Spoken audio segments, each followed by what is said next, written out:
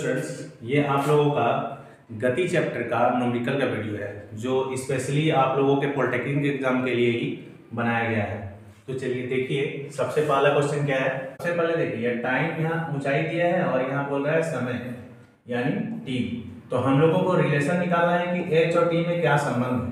अगर हम लोगों को एच और टी में अगर हम संबंध निकाल लेते हैं तो हम लोगों को उसका अनुपात निकालना बहुत ही आसान होगा।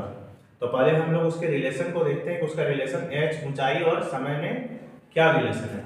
तो सबसे पहले देखिए, लिखते हैं कि h बराबर फॉर्मूला होता है ut plus half gt square. हम लोग पढ़े हैं कि जब कोई वस्तु गुरुत्व बल के अधीन नीचे गिरती है तो उसमें क्या होता है, तो उसके समीकरण में कुछ चेंजिंग आता है। ऊंचाई दूरी वाला जो भी वेग से रिलेटेड या दूरी से रिलेटेड जो फॉर्मूला होता है, एक फॉर्मूला होता है ना, S बराबर ut plus half at square. तो ये क्या है, एक सरल रेखीय गति। पृथ्वी पर जो सरल रेखीय गति होती है उसका एक फॉर्मूला है।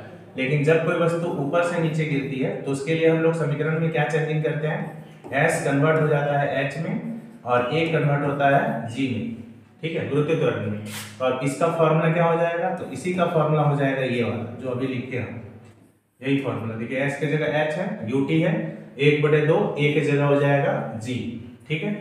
अब यहाँ प्रश्न में ही कह रहा है कि u का मान यहाँ पर क्या है, 0। तो h बराबर होगा 0 गुना t प्लस हाफ और gt स्क्वायर। तो अब फिर फॉर्मूला हो जाएगा 1/2 gt स्क्वायर।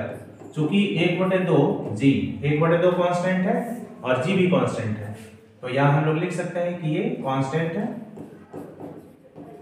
ठीक, ये कांस्टेंट हो गया।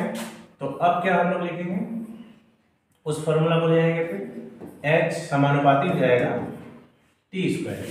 तो अगर हम इसी को लिखते हैं तो t स्क्वायर समानुपाती होगा h, यानी t बराबर होगा रूट ओवर, बराबर नहीं, समानुपाती h होगा।